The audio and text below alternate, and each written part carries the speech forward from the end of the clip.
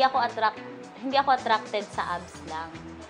More on ano ako, kumbaga ano yung nakikita ko kahit may damit ka, ganun. Pag hot ka na, kahit may damit ka pa, parang nato-turn on na ako doon. Sino? Sino peg mo ng gano'n? Na hot ka na, nakadamit ka pa? Ang dami. Mga dalawa o isa lang, so yung pinaka-ultimate.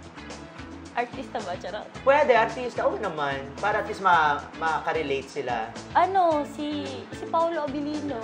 Ah, si Paolo. Oo. Si Paolo, alam mo yung kagapuhan niya, parang...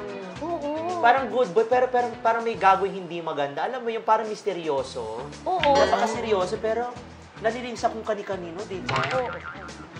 Yun ang mga type mo. Sa palagay mo, Doc, si Paolo. Feeling ko, ay... Paano mo nasabi? Ano naging basihan mo? Kasi napanood ko na siya sa Fangirl. Yung Fangirl na movie niya. Oo. Tapos dun pa lang, wala na.